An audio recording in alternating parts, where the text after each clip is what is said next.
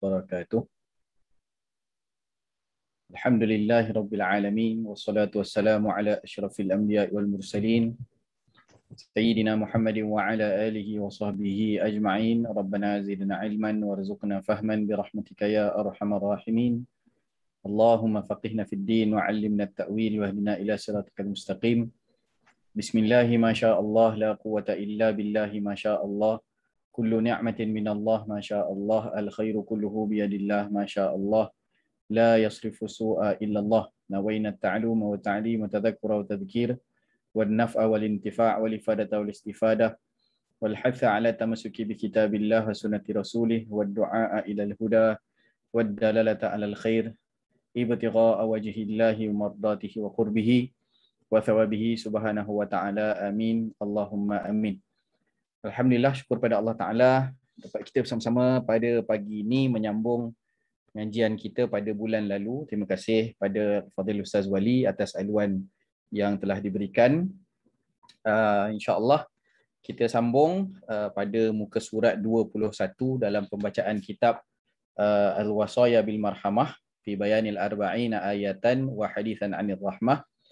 Pesan-pesan rahmah dalam membicarakan 40 ayat dan hadis tentang rahmah.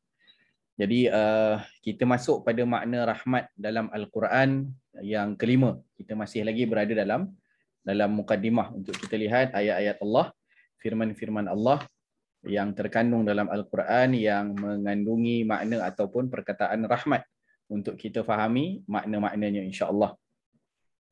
Baik, pada muka surat 21 seperti yang tertera juga di skrin, saya rasa sebahagian daripada tuan-tuan dan puan-puan juga sudah mendapatkan kitab, sama ada di pos ke rumah ataupun dibeli di masjid melalui Ustaz Wali. Mudah-mudahan Allah Ta'ala mengurniakan kebaikan lah. Yang ada kitab boleh dhabit, boleh catat, yang tak ada boleh tengok di skrin lah untuk tengok ayat dan juga hadisnya insya-Allah. Baik, maksud rahmat yang kelima. Rahmat adalah agama dan keimanan. A'udzu billahi minasyaitonir rajim. Humul ladzina kafaru wa saddukum 'anil masjidil harami wal hadya ma'kufan an yablugha mahillah walaula rijalun mu'minuna wa nisaa'un mu'minatun lam ta'lamuhum an tata'uhum fatusibakum minhum ma'arratun bighairi 'ilm. Itu ada hamzah tu, tata'u tu sepatutnya. Ada hamzah. Font Quran ni hilang hamzah dia. Saya kena detect balik hamzah-hamzah yang ada dalam ayat Al-Quran ini. Kemudian liyudkhilallahu fi rahmatihi man yasha law tazayyalu la'adzabna alladhina kafaru minhum 'adzaban alima. Mereka itulah orang-orang yang kafir dan menghalang kamu daripada masuk ke Masjidil Haram, yakni masuk ke Mekah Al-Mukarramah, serta menyebabkan binatang-binatang korban yang kamu bawa tertahan dari sampai ke tempat sembelihannya. Dan kalaulah tidak kerana kemungkinan kamu akan melakukan pembunuhan yang tidak sengaja terhadap beberapa orang yang beriman, lelaki dan perempuan, yang ada di antara orang-orang kafir itu, padahal kamu tidak mengetahui mereka beriman, yang akibatnya kamu akan menanggung kesusahan dan duka cita disebabkan pembunuhan mereka. Tentulah diizinkan kamu menyerang kaum musyrik yang mengancam kamu itu. Kalau tak kerana tak dibagi masuk, ditahan, maknanya kalau tak nanti boleh jadi berlakunya pembunuhan lah. Berlakunya pembunuhan. Sebab orang-orang Mekah ini cerita tentang Hudaibiyah sebenarnya. Boleh tengok balik kisah Hudaibiyah, kisah yang panjang, yang mana orang-orang Mekah pada waktu itu ada sebahagian mereka yang sudah pun beriman, tapi mungkin kerana nak jaga keadaan mereka belum lagi menzahirkan keimanan. Bahkan mereka sudah dengar bagaimana Nabi SAW dengan keadaan umat Islam yang semakin kuat di Madinah. Jadi Allah Ta'ala halang masuk ke Mekah pada waktu itu dan berlakulah perjanjian Hudaibiyah yang panjang kisahnya. Tapi kita sambung ni, tetapi tidak diizinkan kerana Allah hendak memasukkan sesiapa yang dikehendakinya ke dalam rahmatnya. Baik. Jadi rahmat di sini adalah Allah Ta'ala nak menjadikan orang-orang di Mekah pada waktu itu berbondong-bondong masuk Islam. Kan Futuh Mekah itu selepas daripada kejadian Hudaibiyah itu, yang mana perjanjian Hudaibiyah tu nampak macam berat sebelah kan. Nampak macam tidak menyebelahi ke arah kelebihannya tak dapat banyak kepada kaum muslimin. Nampak macam lebih untung dapat kepada orang-orang musyrikin Mekah. Tapi hakikatnya ada hikmah di sebalik daripada perjanjian Hudaibiyah itu yang akhirnya membawa kepada ramainya orang Mekah yang masuk Islam selepas daripada itu. Kan, dengan sebab itu ramai orang Islam yang masuk, ramai orang Mekah yang masuk Islam. Maka tidak diizinkan Nabi untuk masuk daripada first tu.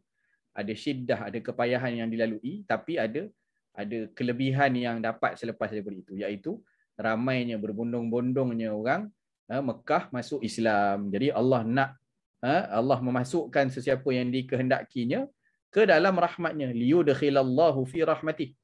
Maksud daripada situ adalah rahmat itu adalah agama. Rahmat itu adalah mereka dapat iman.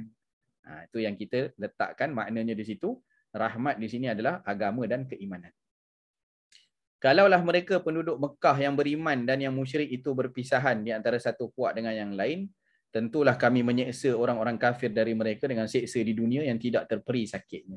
Tapi sebab masih bercampur lagi, masih ada sebenarnya keluarga-keluarga daripada orang-orang yang beriman yang mereka sebahagiannya berhijrah ke Mekah, ke Madinah, masih ada sebahagiannya yang tinggal di Mekah dan tunggu masa saja nak terima Islam. Tapi Islam masa tu belum kuat di Mekah, tapi kuat di Madinah, dan setelah Nabi SAW masuk semula ke Mekah dengan Futuh Mekah, maka itulah yang berlaku, idza jaa nasrullahi wal fath wa ra'aitan nasa yadkhuluna fi dinillahi afwaja. Kan?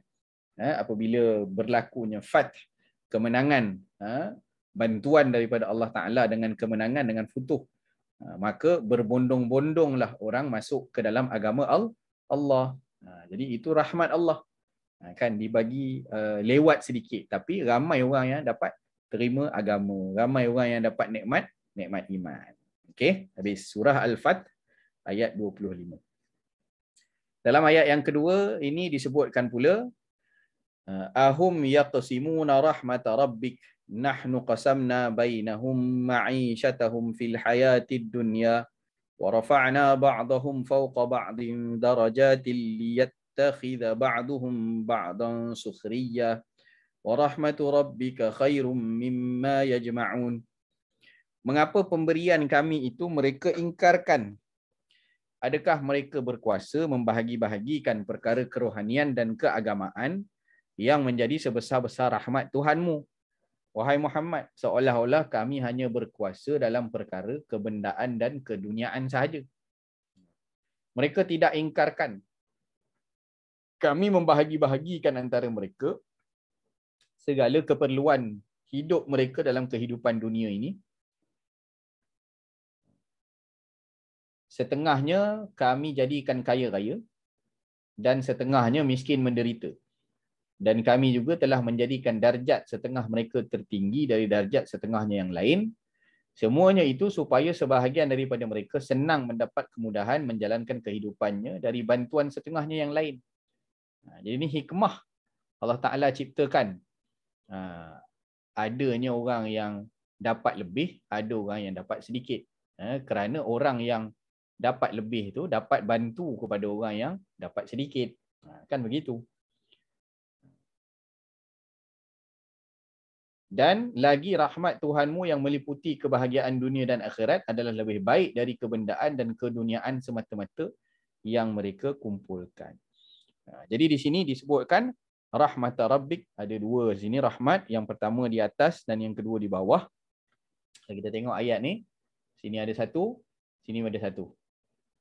Dan perkataan yang digunakan di atas ni juga, cuma ni bersambung dengan dhamir. Perkataan rahmat, kalau kita perasan, rahmat di sini digunakan ta mabsutah. Ta ni dipanggil ta mabsutah, ta yang dibuka. Lawan bagi ta yang dibuka ni adalah ta ni. Yang ini dipanggil ta marbutah. Okey, marbut maksudnya yang terikat, yang tersimpul. Ta simpul, yang ni ta buka. Okey, ada beza. Perkataannya sama rahmat, tapi satu dengan ta mabsutah, satu lagi dengan ta marbutah. Okey, marbut maksudnya yang terikat, tersimpul. Yang ini mabsut, mim ba sin waw ta, ta marbutah. Mabsutah. Apakah beza rahmat yang ini dengan rahmat yang ini? Nanti kita tengok nombor 6 ni. Okey. Jadi ada perbezaannya, kata para ulama dalam membincangkan berkenaan dia. Yang pertamanya rasam lah. Rasam ni cara tulis.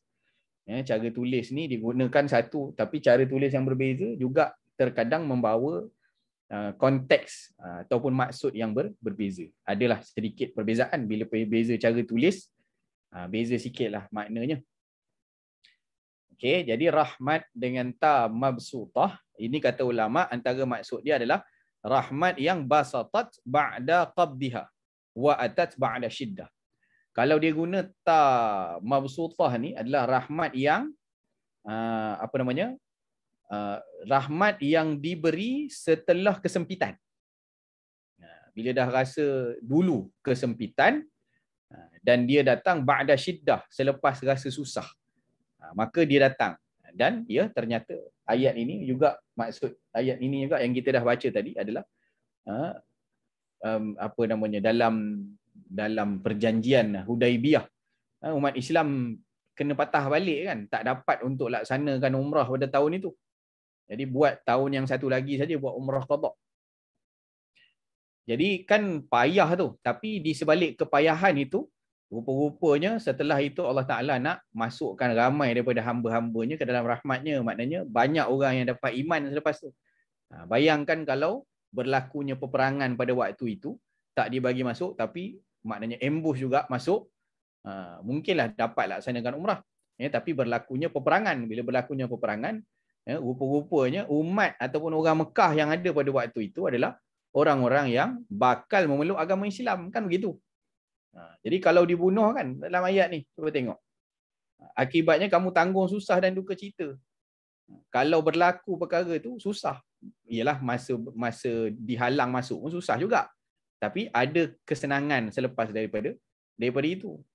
Iaitu kesenangannya adalah ramainya orang-orang yang dapat agama dan keimanan. Jadi rahmat di sini, datangnya agama dan keimanan ini selepas daripada orang-orang kaum muslimin menerima kesusahan. Mereka datang daripada Madinah kena patah balik saja.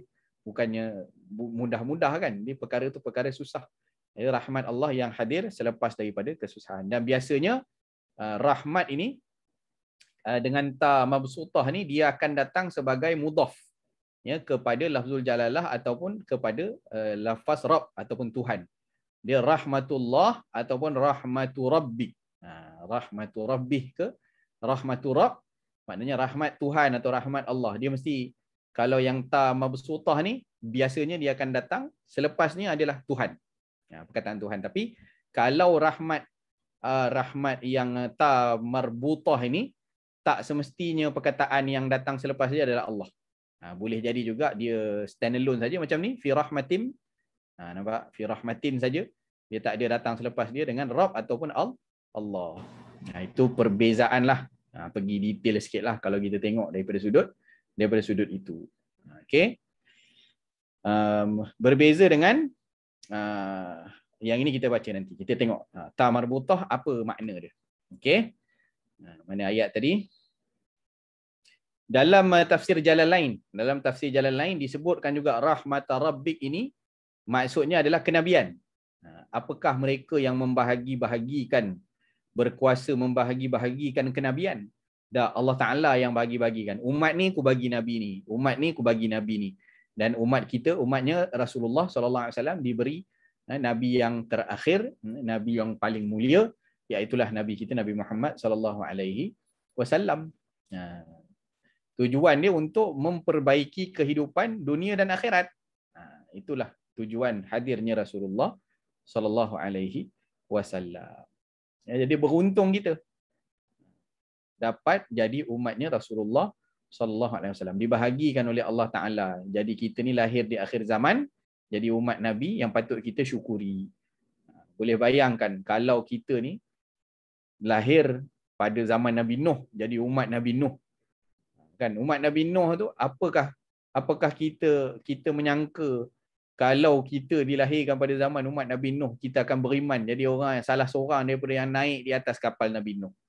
Sedang isterinya sendiri menderhakai Nabi, sedang anaknya sendiri juga menderhakai Nabi, tak mau ikut cakap ayah.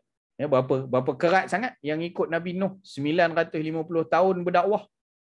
Jadi kita syukur akhir zaman kita dijadikan umat Rasulullah sallallahu alaihi wasallam yang dapat banyak kelebihan.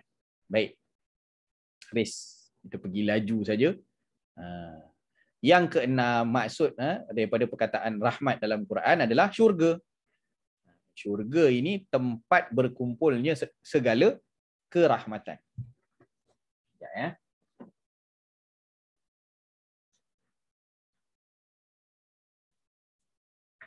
Just kipas sikit. Okey. Syurga ini adalah tempat berkumpulnya segala kerahmatan. Firman Allah Subhanahu wa taala, "Wa ammal ladzina biyaddat wujuhuhum fa fi rahmatillah hum fiha khalidun."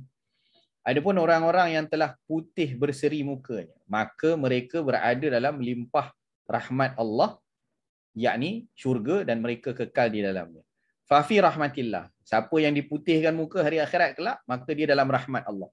Apa maksud dalam rahmat Allah? Dalam tempat yang penuh dengan rahmat Allah. Ini kalau kita mengaji balaghah, belajar balaghah kan, balaghah ni biasanya kalau belajar bahasa Arab, lepas mengaji nahu, baru kita naik peringkat yang lagi atas, belajar balaghah, sastra. Jadi dalam Quran ni banyak balaghahnya, bahasanya tinggi. Jadi disebut, siapa yang diputihkan muka di hari akhirat, dia dalam rahmat Allah. Maksudnya apa? Kalau kita mengaji balaghah ni dia panggil Allahumma salli ala Muhammad, dia panggil majaz mursal.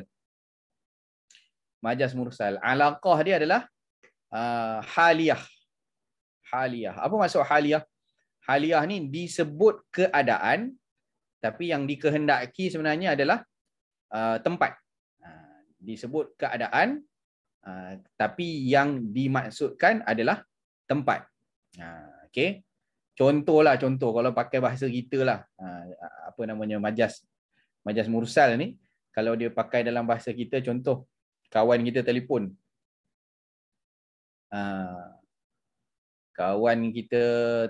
hang kat mana? Dia tanya. Kita pun sebut, aku dalam kehijauan, contoh, kan, hang kat mana? Kita pun jawab, aku dalam kehijauan. Tang mana pula tu? Jadi itu contoh perkataan yang dia sebut hal, tapi yang dimaksudkan adalah tempat itu. Maksudnya tempat yang penuh dengan kehijauan. Dia duduk kat taman, banyak pokok, banyak rumput, banyak daun-daun hijau. Jadi dia kata, sebenarnya dia nak kata aku dekat taman, tapi dia tak sebut dekat taman, tapi sebaliknya dia sebut aku dalam kehijauan. Ataupun dia tanya, hang kat mana? Kita pun jawab, aku dalam barakah. Contoh, dalam barakah. Berkat tu apa? Berkat tu adalah masjid, contoh. Jadi sebenarnya dia nak maksudkan masjid. Masjid tu tempat yang penuh dengan keberkatan. Contoh. Jadi dia jawab dengan hal. Itu dia panggil alaqah haliyah. Dia banyaklah, ada 8 kan. Alaqah majaz mursal. Biasa kita pakai dalam bahasa kita juga.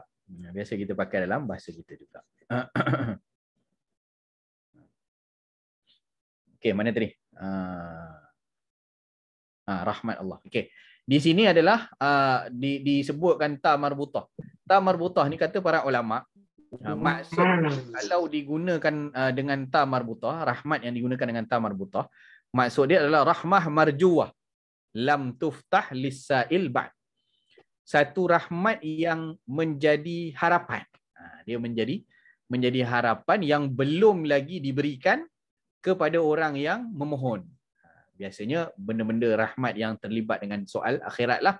Jadi dalam hal ini, rahmat di sini maksudnya syurga. Syurga belum lagi diberikan, tapi orang mengharapkan untuk dia mendapatkan rahmat Allah, yakni syurga ini. Dan doa ni doa, apa namanya, siapa yang diputihkan muka di hari kiamat, doa Imam Ghazali ajar pada kita kan, suruh baca waktu ambil wuduk. Waktu ambil wuduk kita baca doa tu. Allahumma bayyid wajhi, kan? Ya Allah, putihkan muka aku di hari yang engkau hitamkan wajah-wajah musuhmu. Di hari akhirat, dia bukan tengok dunia dah. Dunia ni kita pakailah Fair and Lovely ke apa, pemutih kelorok ke buh kat muka bagi jadi putih. Tak adalah orang buat macam tu, kan? Apa namanya, kalau hidup penuh dengan dosa, tak pernah semayang, tak jadi putih lah juga muka dia, kan? Jadi putih ni simbol. Orang yang wajahnya putih di hari akhirat itu satu simbol, ya, bahawa dia banyak amalan-amalan soleh yang melayakkan dia untuk dapat rahmat Allah, masuk dalam syurga. Dan mudah-mudahan kita termasuk daripada kalangan orang yang diputihkan wajahnya. Dunia ni tak kisahlah apa yang Allah Ta'ala bagi. Putih ke, kuning ke, sawo matang ke, gelap ke, itu tak menjanjikan apa-apa. Orang-orang yang soleh, ya, mereka akan dapat sinar putihnya muka dan mereka akan masuk syurga. Wa hum fiha khalidun, dan mereka di dalamnya kekal. Okey, jadi rahmat Allah sini maksudnya syurga. Kemudian dalam ayat yang lain, surah An-Nisa 175, فَأَمَّا الَّذِينَ آمَنُوا بِاللَّهِ وَاعْتَصَمُوا بِهِ فَسَيُدْخِلُهُمْ فِي رَحْمَةٍ مِّنْهُ وَفَضْلٍ وَيَهْدِيهِمْ إِلَيْهِ صِرَاطًا مُسْتَقِيمًا. Oleh itu, orang-orang yang beriman kepada Allah dan berpegang teguh kepada ajaran Al-Quran ini, maka Allah akan memasukkan mereka ke dalam rahmat-Nya yang khas, iaitu syurga. Jadi di sini sekali lagi digunakan perkataan rahmat, dan rahmat sini maksudnya adalah syurga. Dan limpah kurnianya yang tidak terkira, dan Allah akan menunjukkan kepada mereka jalan lurus, yakni jalan agama Islam yang membawa kepadanya. Okey, jadi dua ayat ini, sebenarnya banyak lagi lah ayat lain yang menunjukkan makna bahawa rahmat itu adalah syurga Allah. Mudah-mudahan kita Allah Ta'ala tempatkan nanti di dalam syurganya. Amin ya rabbal alamin. Ayat yang ketiga, satu lagi rupanya ada. Yudkhilu man yasha'u fi rahmatih wadh-dhalimina a'adda lahum 'adzaban alima. Dia memasukkan sesiapa yang dikehendakinya menurut aturan yang ditetapkan ke dalam rahmatnya, yakni dengan ditempatkannya dalam syurga. Dan orang-orang yang zalim, dia menyediakan untuk mereka azab seksa yang tidak terperi sakitnya. Wal'iyadzubillah. Mudah-mudahan Allah selamatkan kita daripada azab api neraka. Yang ketujuh. Yang ketujuh, maksud rahmat dalam Al-Quran adalah redha. Firman Allah Subhanahu wa taala, yubashshiruhum rabbuhum birahmatin minhu wa ridwanin wa jannatin lahum fiha na'imun muqim. Mereka digembirakan oleh Tuhan mereka dengan pemberian rahmat daripadanya dan keredaan serta syurga. Mereka beroleh di dalam syurga itu nikmat kesenangan yang kekal. Surah At-Taubah ayat 21. Jadi redha daripada Allah Subhanahu wa taala, mereka diberikan berita gembira. Usyra, ya, mereka diberikan berita gembira oleh Tuhan dengan pemberian rahmat. Rahmat di sini adalah maksudnya redha Allah. Ya, rahmat, ridwan, ya, redha Allah. Jadi redha Allah ni adalah sesuatu yang kita tuntut, adalah sesuatu yang kita nak, dan dia merupakan satu ibadah yang tertinggi. Ya, para sahabat Nabi, kita tengok kan apa yang mereka dapat daripada kehidupan mereka, di mana Allah Ta'ala sendiri berfirman dalam Quran kepada para sahabat baginda Rasul, radhiyallahu anhum wa radu an. Ya, mereka itu redha kepada Allah, Allah juga redha kepada mereka. Maka itulah sebesar-besar rahmat dalam kehidupan, iaitu mendapatkan redha Allah. 8. Makna rahmat yang ke-8 adalah kekuasaan. Firman Allah Ta'ala, qala kadzalika qala rabbuki huwa kadzaliki. Qala kadzaliki qala rabbuki huwa 'alayya hayyin wa linaj'alahu ayatan lin-nasi wa rahmatan minna wa kana amran maqdiyya. Dia menjawab, demikianlah keadaannya, tidak usah dihairankan. Tuhanmu berfirman, hal itu mudah bagiku. Dan kami hendak menjadikan pemberian anak itu sebagai satu tanda yang membuktikan kekuasaan kami untuk umat manusia, sebagai satu rahmat dari kami. Dan hal itu adalah satu perkara yang telah ditetapkan berlaku. Ya, jadi rahmat di sini adalah bahagian daripada kekuasaan Allah Ta'ala.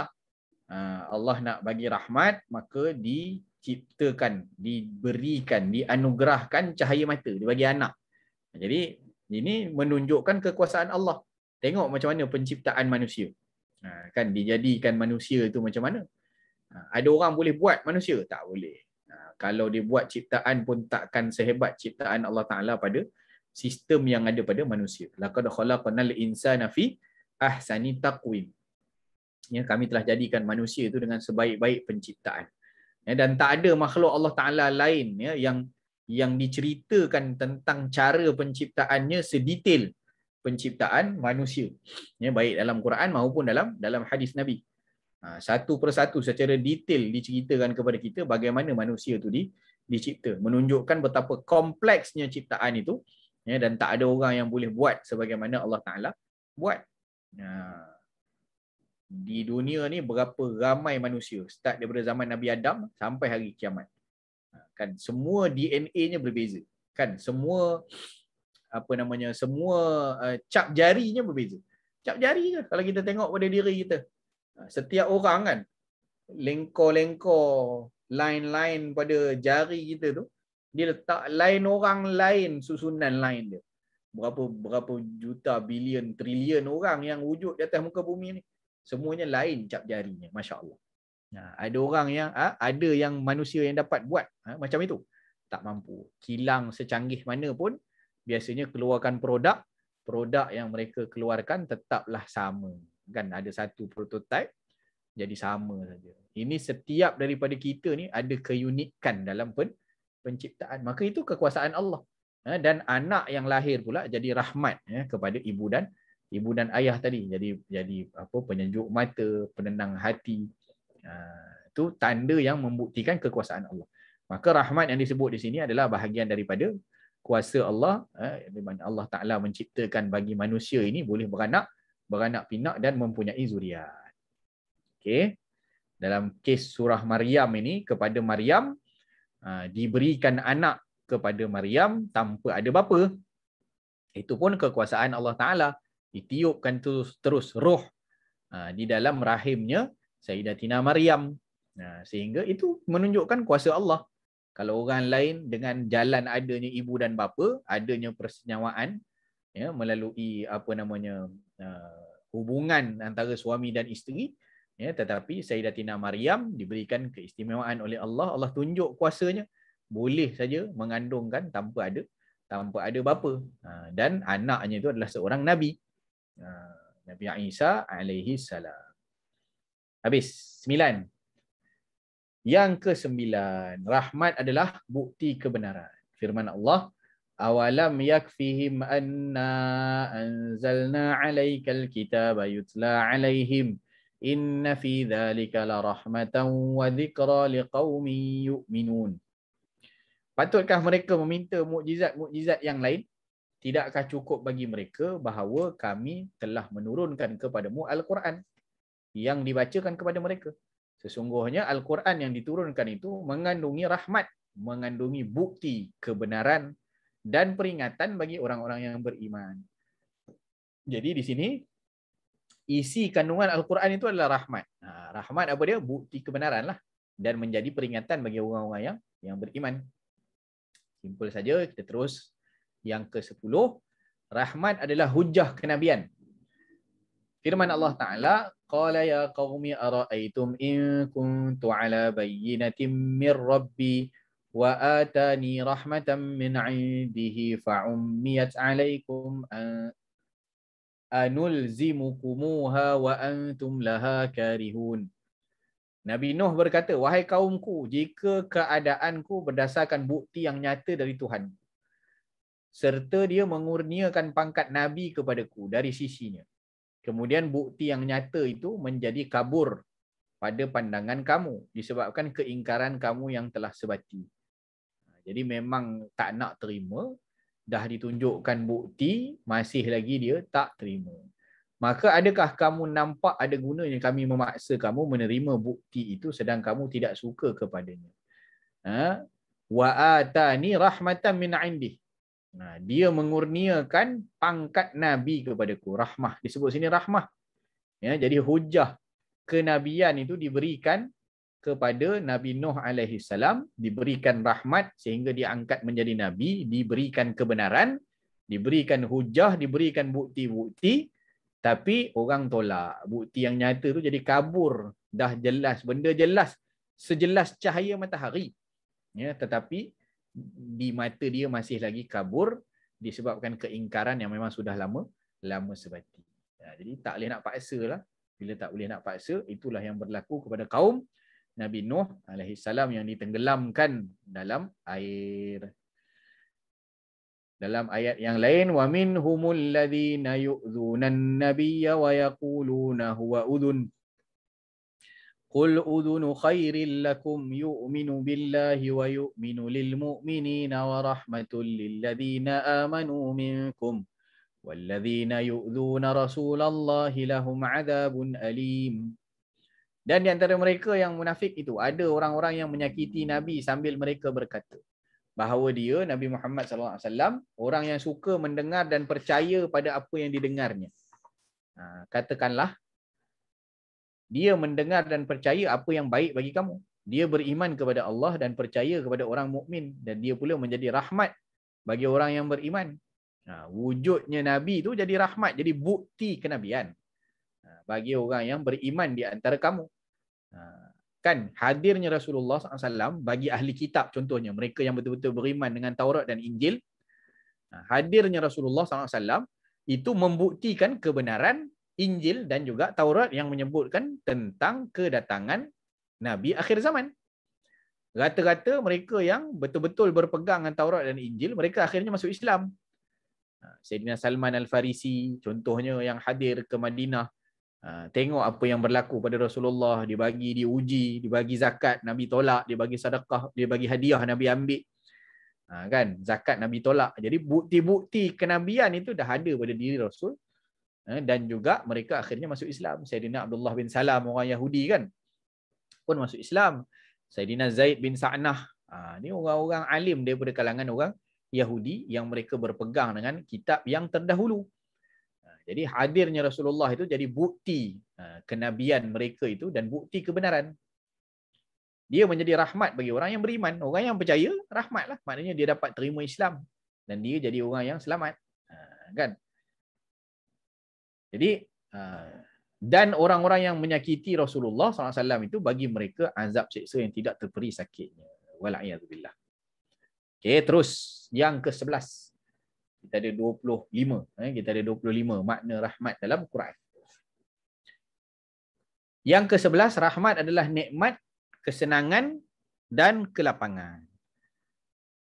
Firman Allah Ta'ala, وَلَئِنْ أَذَقْنَا الْإِنسَانَ مِنَّا رَحْمَةً ثُمَّ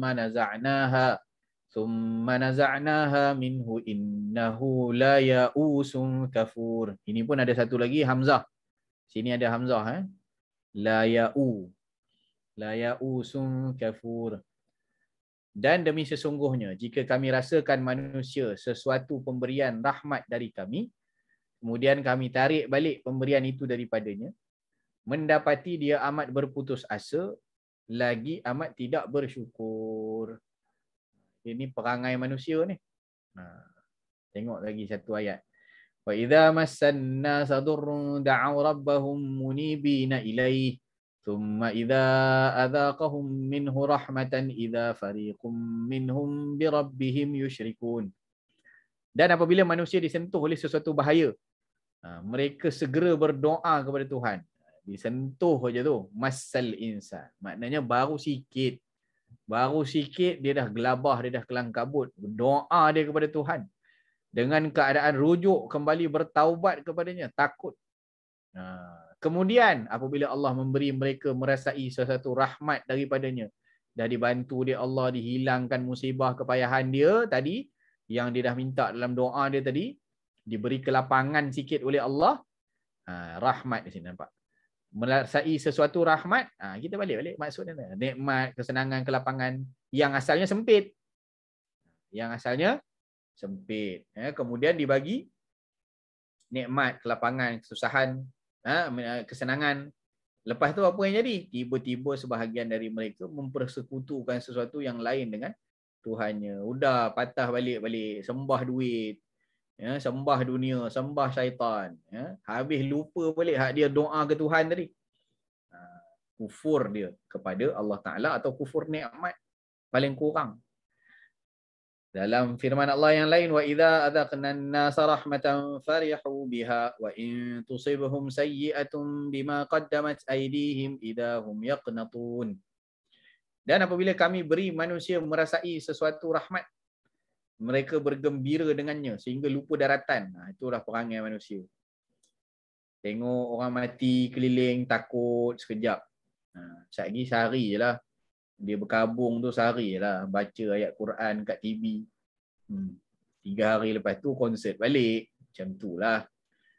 Lupa daratan. Dan jika mereka ditimpa sesuatu bencana, disebabkan apa yang telah dilakukan oleh tangan mereka sendiri, tiba-tiba mereka berputus asa. Oh, tak ada harapan dah rasanya. Kan walhal, dia yang menjadi penyebabnya. Jadi nikmat, kesenangan dan kelapangan. Jadi nikmat ni tadi ada beza lah kan. Nikmat yang ada rahmat, nikmat yang disertai dengan rahmat Allah, dia akan bawa kebaikan. Kalau nikmat yang tidak disertai dengan rahmat Allah, dia akan jadi istidraj. Tuan-tuan biasa dengar dah kataan ni. Dia akan jadi istidraj ataupun dia akan jadi satu ujian, satu musibah. Kan nikmat ni sifat dia sebenarnya dia tak boleh terlebih sangat dan dia tak boleh terkurang sangat. Kan? Dia macam air. Nikmat ni macam air. Air tu pun salah satu bentuk nikmat juga. Tapi dia sedang-sedang aja. Dia tak boleh over. Kalau terlebih nikmat, jadi banjir. Kan? Banjir dia. Banyak sangat air. Ataupun kurang sangat air. Haus pula. Gersang. Kemarau. Tak ada air. Tak ada air langsung, kemarau. Terlebih air, banjir. Tapi kalau dia datang just nice, sungai pun penuh, hujan pun turun sekali-sekala, kan sedap. Jadi nikmat tu sifat dia macam tu.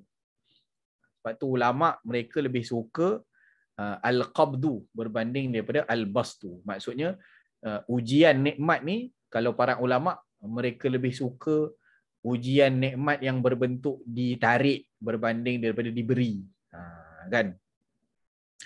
Makan sikit cukup, sihat, kan? Makan apa terlebih banyak sakit, lemah.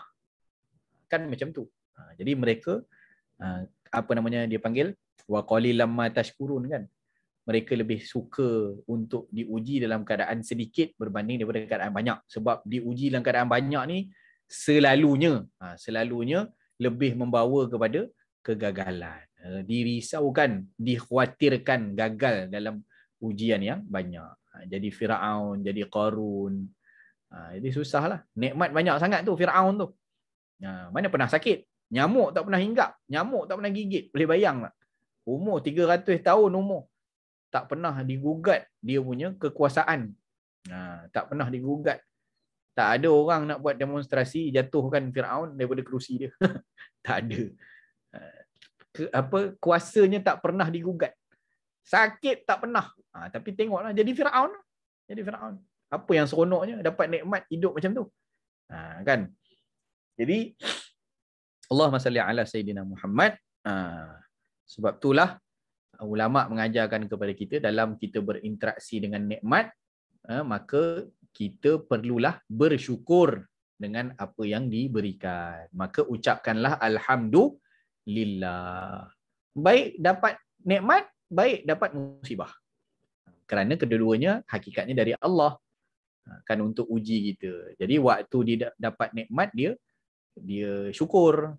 Waktu dia dapat musibah dia sabar. Dan sebenarnya waktu dapat musibah pun kita kena latih diri kita untuk ucapkan syukur juga. Ya, kerana ada musibah yang ditimpakan. Musibah tu kata Sayyidina Umar, selagi mana musibahnya tidak ditimpa dalam bentuk ataupun selagi mana musibah tu bukan pada agama, maka masih okey. Kan kehilangan nyawa, kehilangan harta, kehilangan kesihatan, apa-apalah. Kan yang bentuknya tu kalau bukan hilang Allah dalam hidupnya masih okey lah. Maksudnya begitu. Musibah paling besar adalah hilang agama dalam diri seseorang. Hilang Tuhan daripada akidah pegangan dia. Itu paling bahayalah. Okey. Sebab tu kita ucap Alhamdulillah. Ulama kita ajar kan. Tak silap saya ada hadis tu. Kan ucapan syukur dalam senang dan dalam musibah. Bila dalam senang, kita ucapkan Alhamdulillah bini'matihi tatimmus salihat. Alhamdulillah bini'matihi tatimmus salihat. Segala puji bagi Allah, dengan nikmatnya itu sempurna segala kebaikan. Okey. Kalau dapat musibah, Alhamdulillah ala kulli hal. Alhamdulillah ala kulli hal. Alhamdulillah atas setiap keadaan. Okey. Bahkan dalam surah A'raf ayat 43 juga disebutkan ucapan pertama ahli syurga kan. Ucapan pertama ahli syurga tu adalah syukur atas nikmat, sebab syurga tu penuh nikmat. Jadi apa ucapannya? Alhamdulillahilladzi hadana li hadza wa ma kunna linahtadiya laula an hadanallah. Ya, kan begitu. Segala puji bagi Allah yang telah memberi petunjuk kepada kita untuk perkara ini. Wa ma kunna, yang mana kita tak ada sebelum ni, tak dapat. Kalau tak kerana diberikan kita petunjuk itu, kita tak akan dapatlah apa yang kita ada pada hari ini. Dapat masuk syurga tu sebab dapat petunjuk, dapat rahmat daripada Allah Ta'ala. Kan begitu. Dan ulama kata apa? Syukur ni pilihan. Kan? Syukur ni pilihan. Waktu kita ditimpa musibah, apa kita nak pilih? Kita nak select apa? Kita nak pilih apa? Kita nak pilih untuk mengamuk atau kita nak pilih untuk menerima? Kan? Kalau kita bersyukur, rehat. Tenang kita. Kalau tak syukur kan kena, yalah, masih kena bersabar kan? Kalau tak syukur kena sabar. Jadi kan sakit. Jadi kalau kita pilih untuk bersyukur, maka kita telah memilih rehat awal. Kita telah memilih rehat awal. Dan hakikatnya hidup kita bukan tak pernah dapat nikmat. Bukannya susah 24 jam. Adalah ketika dah senang banyak, lepas tu Allah bagi susah sikit. Kan? Orang yang dah biasa banyak, memanglah dia tak boleh nak susah kan. Susah dia nak syukur. Dia dah biasa banyak, tiba-tiba jadi sikit. Susah dia nak syukur. Tapi orang yang biasa tak ada, tiba-tiba dapat. Dia syukur. Kan begitu. Sebab tu kita jangan mengharap kepada yang tiada. Dan hakikatnya kita tak ada apa-apa. Allah bagi semua. Jadi sepatutnya semua tu patut disyukuri sahaja. Alhamdulillah. Okey. Dan ayat yang terakhir dalam makna kesenangan, nikmat, kesenangan, kelapangan ini lebih kurang saja isi dia dengan ayat-ayat yang di atas. Wa idza adzaqna an-nasa rahmatan min ba'di dharra massathum idza lahum makrun fi ayatina qulillahu asra'u makra inna rusulana yaktubuna ma tamkurun. Dan apabila kami beri manusia merasai sesuatu rahmat sesudah mereka ditimpa suatu kesusahan. Maksud apa rahmat ni? Senanglah. Lepas susah, senanglah. Jadi rahmat sini maksudnya senang. Mereka dengan serta-merta melakukan rancangan mereka menentang ayat-ayat keterangan kami dengan mendustakannya dan mengingkarinya. Dah dapat senang, baru melawan. Katakanlah wahai Muhammad, Allah lebih cepat melakukan rancangan menentangnya. Sesungguhnya malaikat-malaikat utusan kami sentiasa menulis akan rancangan tipu daya yang kamu jalankan itu. 12. Ada soalan ke? Tengok sikit.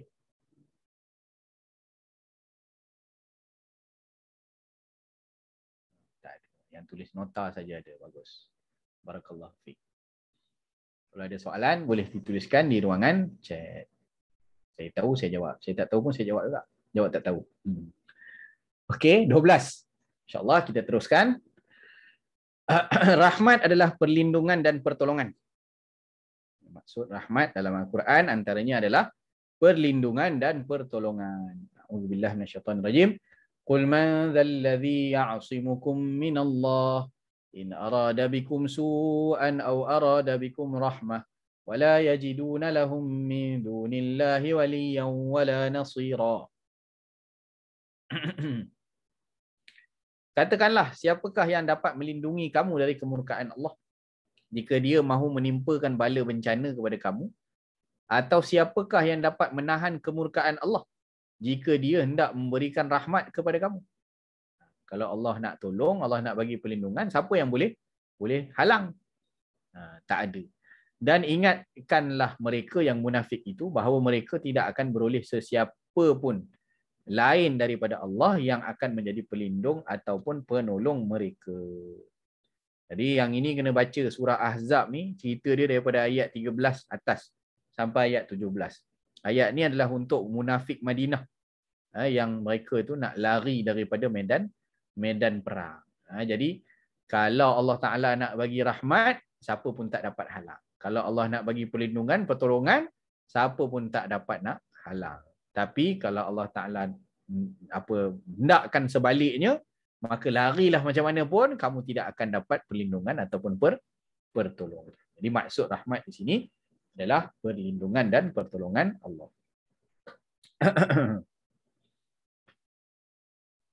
Jadi kadang-kadang dalam bab nikmat kesenangan tadilah, kita ni hamba lah, kita kena sedar kita hamba, asalnya kita tak ada apa-apa.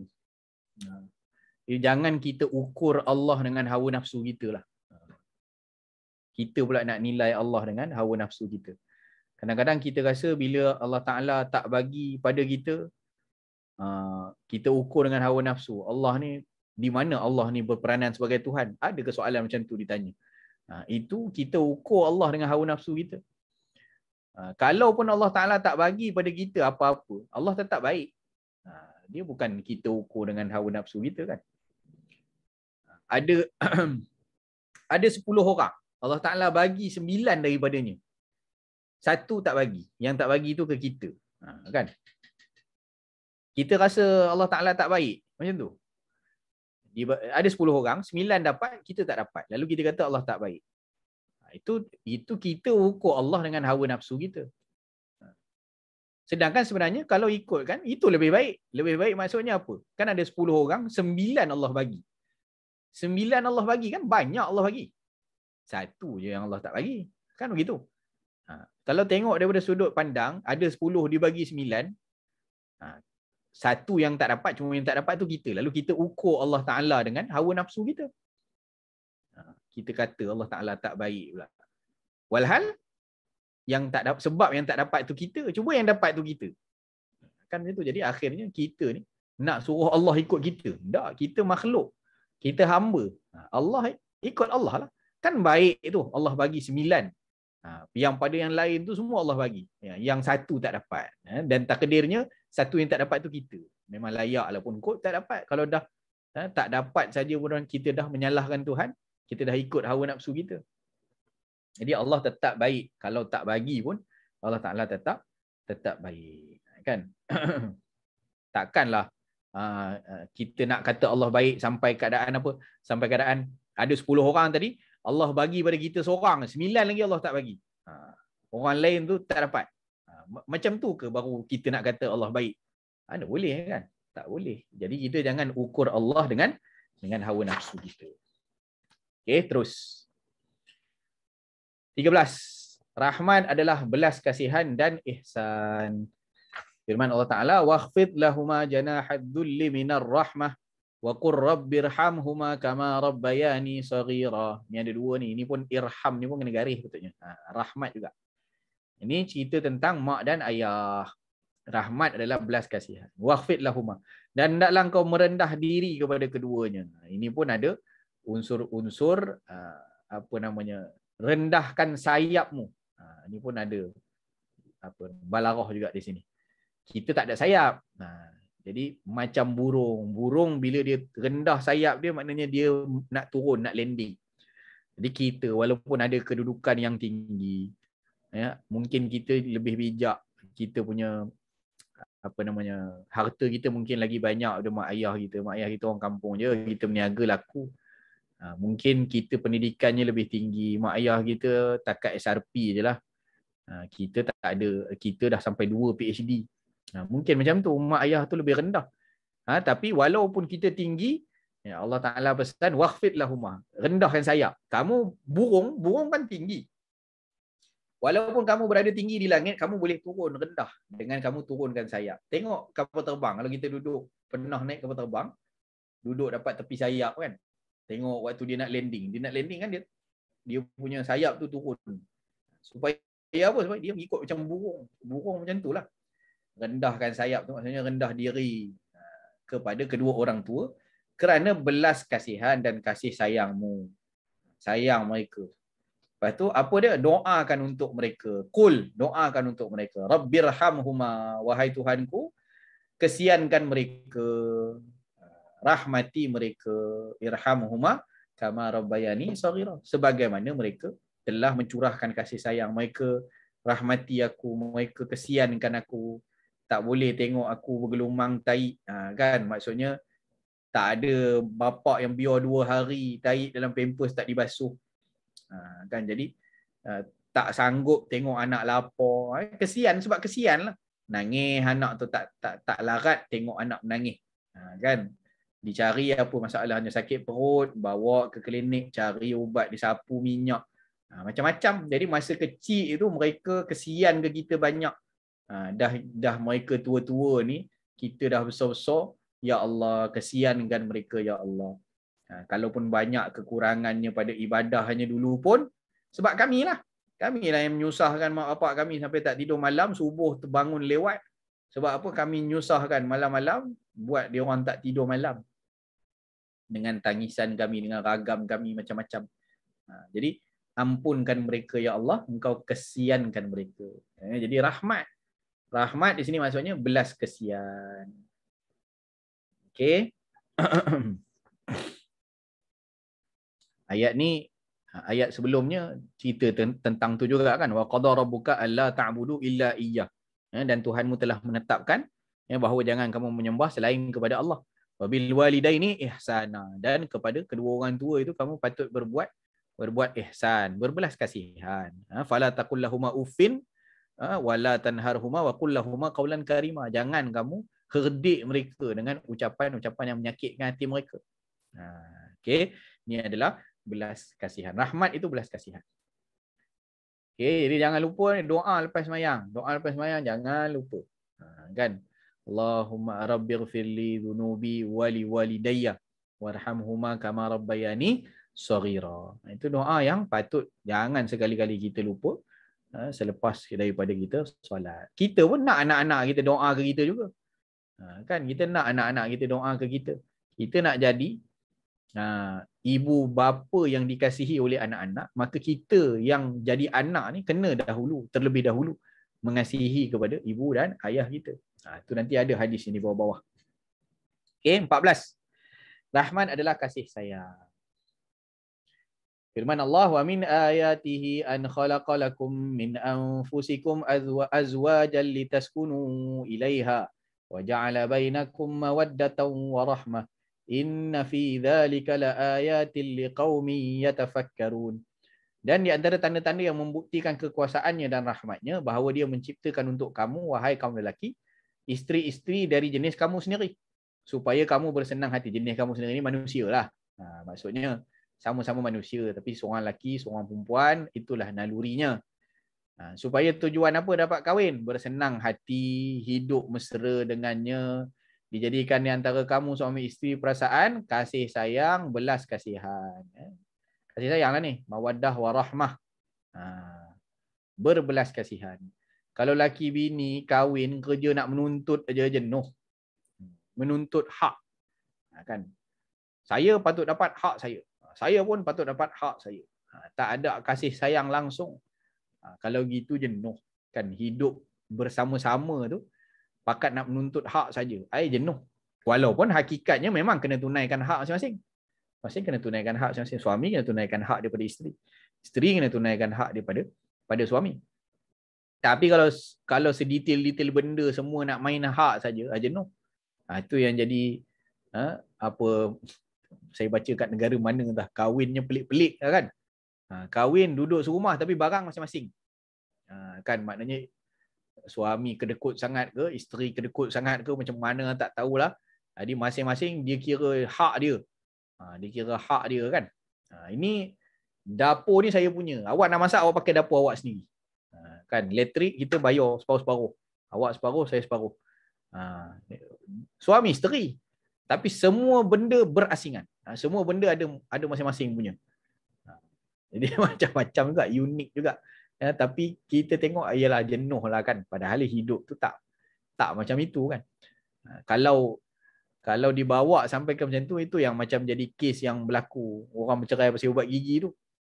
Kerana apa? Kerana hak kan. Nak cerita hak. Aku sepatutnya dapat apa yang aku dapat. Kan? Ni aku sepatutnya tak disusahkan. Ya, aku sepatutnya tak disusahkan. Jadi isu lah. Picit ubat gigi pun bergaduh. Seorang picit belah atas, dah ubat gigi turun ke bawah kan. Lepas tu lagi datang lelaki pula, jenis picit ubat gigi ke bawah, dia tolong tolak ke atas. Kan. Lepas tu pakat bergaduh. Belilah ubat gigi seorang satu, picit sendiri, senang cerita. Tapi nak jadi point saja. Kerana apa? Kerana tak ada tadi tu. Tak jelas tujuan sebab apa nak kahwin kan. Kahwin ni untuk bermesra-mesra, berkasih sayang di antara suami dan isteri. Tapi pelik-pelik juga, orang tak faham bab kahwin ni ada juga pelik-pelik dia. Kan? Perkongsian hidup tu kadang-kadang tak jadi perkongsian hidup, dia pelik-pelik juga. Dengan isteri sendiri malu banyak benda malu. Kan? Jadi ialah malu tu bagus. Tapi yang tak bagusnya, hak yang isteri tu halal kan. Banyak kisah-kisah benar yang sampai ke kita. Orang skandal-skandal ni. Hal-hal yang sepatutnya berlaku yang boleh dibincang antara suami isteri, tak nak bincang. Malu masing-masing, tak mau cakap. Kan? Tapi masing-masing pergi cerita dekat kawan masing-masing kat office. Itu bahana. Kan, yang halal patut bincang suami isteri, apa masalah kita hidup rumah tangga, masalah apa. Kita kan nakkan masing-masing seronok. Bincang lah. Dia pergi bincang dengan orang lain. Bincang orang lain tu, bincang dengan kawan boleh tahan lagi lah.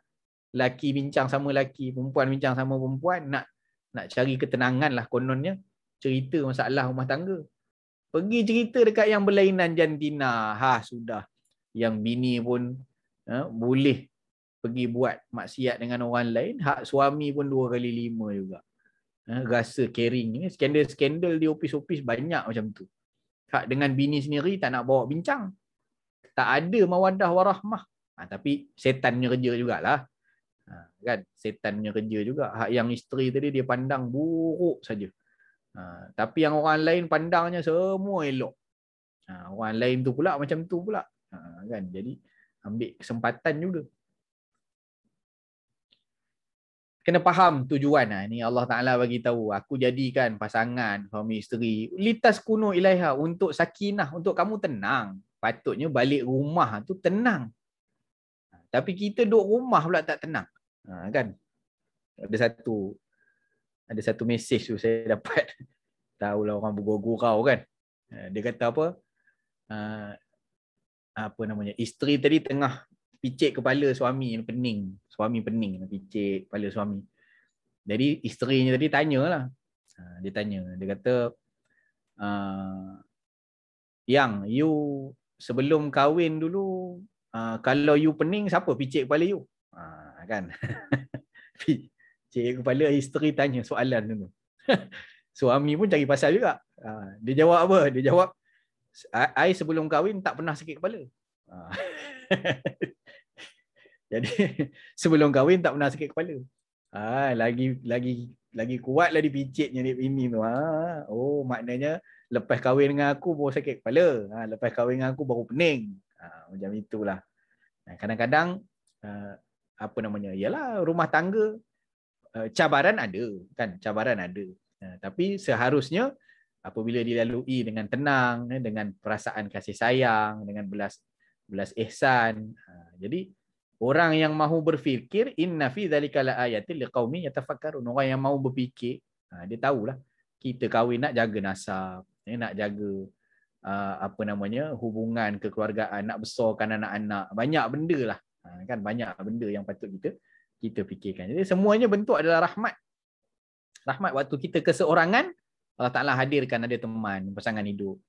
Ketika dah ada pasangan kita sunyi, maka diberikan zuriat. Kan diberikan zuriat. Lalulah cabaran tu bersama-sama. Okey. Mohon rahmat Allah dalam rumah tangga. Itu pun perkara penting. Ya Allah, rahmati rumah tangga kami, ya Allah. Rahmatilah rumah tangga kami dengan kasih sayang. Kadang-kadang jadi ujian juga, tuan-tuan. Jadi ujian. Maksudnya ada kadang-kadang kita tengok kita kita panggil mengagumi kan. Kita admire lah tengok keluarga sebahagian orang nampak bahagia je. Maknanya dengan kasih sayang dia, suami isteri, anak-anak dia bahagia saja. Nampak betul romantiknya dia punya yalah macam-macam. Tapi keluarga tu tak pentingkan agama. Kadang-kadang jadi macam tu. Kita tengok dia punya keluarga bahagia, macam tak ada masalah. Isterinya taat betul, baik betul, jaga suami. Suaminya pun setia betul dengan isteri. Kan? Maknanya kita tengok tu, idola sungguhlah keluarga dia. Tapi tak semayang. Itu ujian, tuan-tuan. Itu ujian. Nampak macam bahagia, nampak macam tenang. Tapi sebenarnya itu boleh jadi satu bentuk istidraj. Kan? Begitu juga ujian bagi yang sebaliknya. Agamanya kadang-kadang kukuh. Kan agamanya kadang-kadang kukuh, maknanya semayang tak tinggal 5 waktu, berjemaah di masjid, masya-Allah. Kan, tapi balik masjid pukul isteri. Ada juga macam tu. Semayang jaga. Kan, tapi rumah tangganya isteri dengan anak-anak. Anak tu sampai sebut apa? Ayah ni kalau tak balik lagi bagus kan.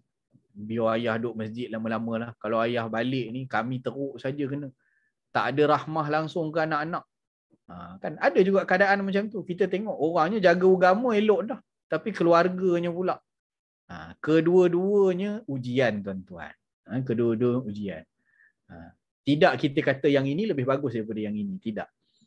Kan, jadi yang keluarganya bahagia tapi tak jaga agama lebih teruklah.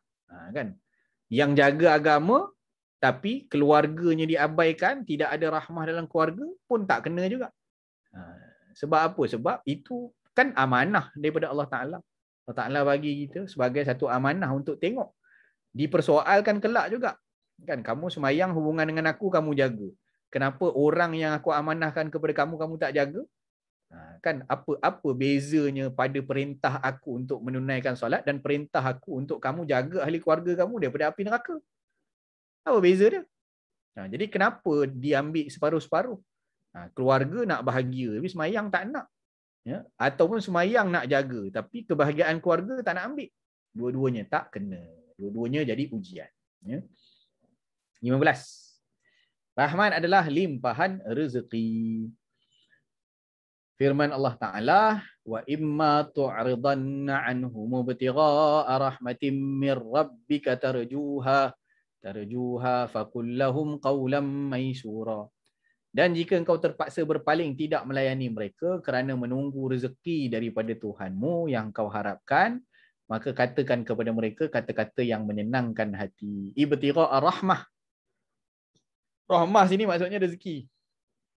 Ayat ni kena tengok juga beberapa ayat sebelumnya. Daripada ayat 26 surah Isra. Ayat 26 Allah Ta'ala menyebutkan, Allah Ta'ala berfirman, apa ni wa atidal qurba haqqahu wal miskin wa ibnas sabil wa la tubazzir tabdhira. Dan berikanlah hak-hak yang sepatutnya diberikan kepada kaum kerabat. Bagi hak kaum kerabat, orang yang paling layak diberikan hak untuk kita bantu adalah ahli keluarga kita. Wal miskin, yang kedua orang miskin, yang ketiga wa ibnas sabil, dan juga orang musafir yang terputus bekalan. Wala tubazzir tabzira, dan janganlah kamu membazir sewenang-wenangnya. Lepas tu barulah datang ayat ni. Kalau engkau terpaksa berpaling untuk tidak melayani mereka, maknanya nak bagi kepada ahli keluarga, bagi orang miskin, nak bagi kepada orang susah, orang musafir, nak bagi kita sendiri pun tak ada duit. Maksudnya inilah. terpaksa berpaling tidak melayani mereka, maksudnya mereka minta, ahli keluarga minta kita bantu, tapi kita sendiri menunggu rezeki daripada Allah, menunggu rahmat daripada Allah. Aku pun bukan senanglah ceritanya nak bantu kamu. Jadi apa yang perlu dilakukan? Faqul lahum qawlan maysura. Katakan kepada mereka kata-kata yang menyenangkan hati. Jangan diherdik, jangan dibuang terus, jangan dihalau. Tak ada, aku tak ada. Cakap tak ada lah kan. Kadang-kadang kita satu hal juga lagi. Kita yang sebenarnya ada, tapi mengaku tak ada. Itu pun takut tak berkat juga. Asalnya sebab tak nak bagi. Jadi bila tak nak bagi, kita cakap aku tak ada duit, langsung tak ada duit. Kan tak ada. Aku pun susah. Walhal ada je sebenarnya. Boleh, tapi kalau dah memang tak mampu nak bagi, maka cakap je elok-elok kan. Setakat ni belum lagi doakan saya murah rezeki supaya saya dapat bantu sama-sama insya-Allah. Macam tu. Qaulan maisura, kata-kata yang menyenangkan hati. Kemudian ayat yang selepas tu kan disebutkan juga wala taj'al yadaka maghlulatan ila unuqik wala tabsutha kullal bast fataq'uda maluman mahsura. Dan jangan jadikan tangan kamu itu maghlulah ila unuqik, tergantung. Maklul yang terikat. Jangan jadikan tangan kamu terikat di leher. Ini maksud terikat di leher lah. Tangan terikat di leher. Maksud apa? Jangan jadi kedekut. Orang minta tolong, keluarga lagi minta tolong, langsung tak tolong. Tak dibagi langsung. Jadi digunakan kinayah tu. Tangan dia ikat. Bila orang minta, saya bukan tak nak bagi. Tak boleh ni. Tengok tangan saya. Saya nak ambil macam mana? Saya tak boleh bagi. Jadi Allah guna dalam ayat Quran dengan satu kinayah. Jangan jadikan tanganmu terikat di tengkuk. Orang minta langsung tak nak bagi ni. Tak boleh bagi. Saya bukan tak nak bagi. Tak boleh. Nampak? Terikat tangan saya kat tengkuk saya ni. Wala tabsutha kullal bast. Dan jangan pula kamu tabsutha. Maknanya kamu buka, lebarkan tanganmu seluas-luasnya bagi pada orang. Semua sekali dia bagi. Ambil lah yang dalam simpanan saya. Kan semua bank saya tolong ambil semua sekali. Habis itu awak tinggal apa nak makan ni? Saya tinggal Allah dan Rasulnya sahaja. Itu level Sayyidina Abu Bakar As-Siddiq sahaja. Kan level-level kita ni tak capai level itu.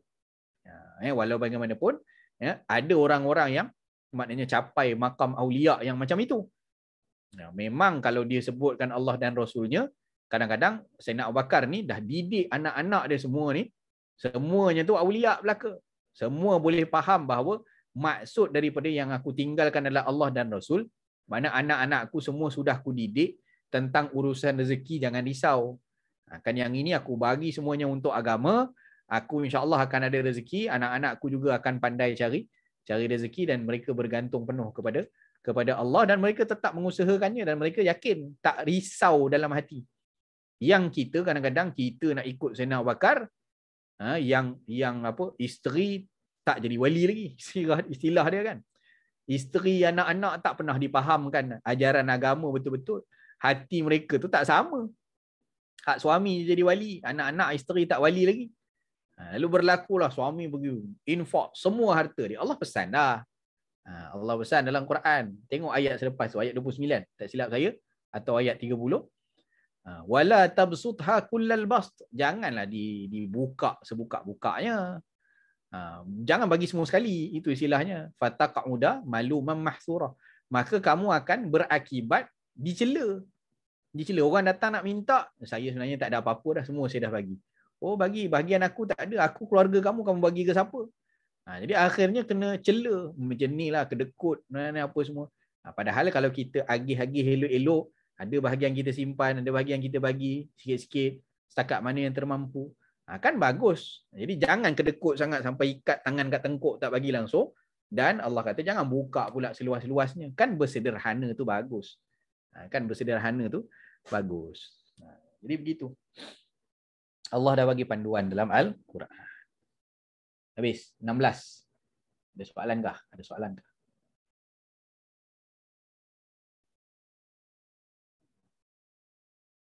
Tak ada. Alhamdulillah. Okey, terus sikit lagi. 16 rahmat adalah ilmu. Boleh habis kot hari ni, hak yang bahagian Quran ni. Bulan depan kita boleh masuk hadis ni insya-Allah. Rahmat adalah ilmu. Firman Allah, fawajada 'abdan min 'ibadina atainahu rahmatan min 'indina wa 'allamnahu min ladunna 'ilma. Lalu mereka dapati seorang dari hamba-hamba kami yang telah kami kurniakan kepadanya rahmat dari kami dan kami telah mengajarnya sejenis ilmu dari sisi kami. Atainahu rahmatan min 'indina, yang telah kami kurniakan rahmat dari kami. Nah, ini cerita apa? Surah Kahfi kan? Nabi Musa AS belajar daripada Nabi Khidir AS. Nabi Musa belajar daripada Nabi Khidir. Ini boleh tengoklah tafsir surah Kahfi. Menarik cerita-cerita yang ada dalam surah Al-Kahfi. Kan? Jadi rahmat di sini maksudnya adalah ilmu. Qala lahu Musa hal attabi'uka ala an tu'allimani mimma 'ullimta rusyda? Qala innaka lan tastati'a ma'iya sabra. Wa kaifa tasbiru ala ma lam tuhit bihi khubra? Qala satajiduni insyaallahu sabira wa la a'si laka amra. Qala fa in ittaba'tani fala tas'alni an syai'in hatta uhditha laka minhu dhikra. Ini sambungan dia lah. Ini cerita tentang Nabi Musa ikut. Jadi ilmu ni tuan-tuan, kalau nak dapat ilmu kena follow. Kena ikut. Dia tak boleh hari ni belajar, lepas tu 3 tahun lepas tu baru belajar pula lagi. Dibiarkan, dia tak boleh, dia kena follow, dia kena ikut. Ini bagus tuan-tuan dan puan-puan, ikut tafakuh fiddin, apa namanya, Masjid Al-Hasanah kan, macam-macam subjek-subjek yang ditawarkan, macam-macam kitab dah baca, masya-Allah. Jadi kena ikut walaupun bertahun-tahun. Banyak kali dah ustaz jumpa ayat ni, banyak kali dah ustaz belajar bab solat, banyak kali dah ustaz, banyak kali tu tak ada masalah. Bahkan kita dah berpuluh tahun pun mustahil ada benda yang kita belajar tu adalah semua benda tu kita tahu. Mustahil. Setiap kali kita belajar, orang yang matang ilmunya adalah orang yang setiap kali dia belajar semakin dia rasa dia tak tahu. Bukan semakin dia belajar semakin dia rasa dah tahu semua. Kata ulama, seseorang itu bermula kejahilan dia apabila dia merasakan dia sudah tahu semua perkara. Dia rasa alim. Jadi seseorang yang merasa alim, itulah awal kejahilan dia. Tak boleh tuan-tuan, kita tak boleh rasa kita dah cukup. Bahkan mungkin kita profesor di satu bidang, tapi tetap pada satu ilmu yang lain itu kita masih tadika. Jadi Nabi Musa jumpa dengan Nabi Khidir, menyangkakan bahawa ilmunya sudah banyak, tapi Allah nak bagi tahu ada hamba-hambaku yang lain yang kuberikan ilmu yang tidak kuberikan pada engkau. Itulah. Jadi akhirnya Nabi Musa minta, hal attabi'uka ala tu'allimani mimma 'ullimta rusyda. Boleh tak aku follow? Boleh tak aku ikut engkau supaya engkau dapat ajarkan aku apa yang telah diajarkan kepada engkau daripada petunjuk? Itu adabnya, kan? Jadi adabnya. Jadi ini Nabi Khidir pula cakap, qala innaka lan tastati'a ma'iya sabra. Takut-takut engkau ni tak boleh sabar ni nanti nak ikut. Jadi nak mempelajari ilmu tuan-tuan, itulah Nabi Khidir pun sebut dah. Takut kamu ni tak boleh sabar kot. Ni nak syarat dia memang kena sabar. Syarat dia nak dapat ilmu kena sabar. Ngaji ni 1.5 jam. Tidur-tidur pun ada ni kan. Kalau dalam kelas pun boleh, dalam kelas boleh nampak lah. Dalam kelas yang tidur yang pejam apa semua kita boleh nampak lah. Kalau kat rumah lagilah tutup video, kejap ke dapur, kejap ke ni. Memang tuan-tuan sabar. Nak dapatkan ilmu bukan mudah. Kan cabarannya bukan mudah. Anak panjat belakang pula buat bising pula lagi, itu ini. Sehari ditarik pula seorang, kencing dekat dapur pula lah, aduh, macam-macam. Tengah-tengah kelas macam-macam boleh jadi, kan? Jadi kena sabar. Okey, bacalah kisah surah Kahfi tu, tuan-tuan boleh baca sendirilah. Kisah kapal pecah, Nabi Musa ikut kan, kapal pecah, lepas tu bunuh seorang budak, kemudian anak yatim dengan harta yang tertanam. Okey, terus yang ke-17.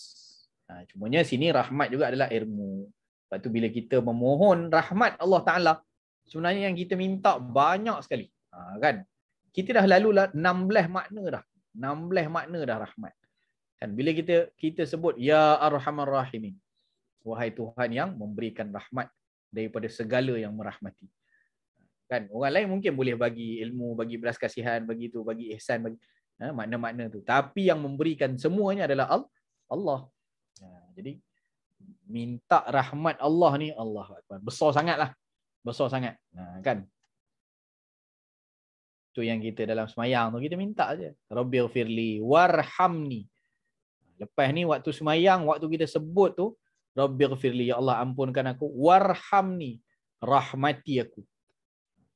Hayati dalam hati kita. Permohonan kita kepada Allah untuk kita minta rahmat itu bukan benda kecil sebenarnya yang kita minta tu. Benda besar. Dan kalau Allah Ta'ala bagi rahmatnya kepada kita, Masya Allah. Kita pun tengok sendiri. Ini pun sebenarnya sebahagian saja. Saya tak tulis semua ni ayat-ayat rahmat dalam Quran ni. Saya select 40 ayat saja. Kan sebenarnya banyak lagi. Ya. Okey. Kemudian rahmat adalah yang ke-17, harta pemilikan. Firman Allah Ta'ala, Qul law antum tamlikuna khazaina rahmati rabbi idzal la amsaktum khasyatal infaq wa kana al-insanu qatura. Katakanlah wahai Muhammad, jika kamu memiliki perbendaharaan rahmat Tuhan. Maknanya harta, rahmat, gedung, khazanah. Pada ketika itu, tentulah kamu akan berlaku bakhil kedekut kerana takut kehabisan. Dan sememangnya manusia itu bertabiat bakhil kedekut. Ya?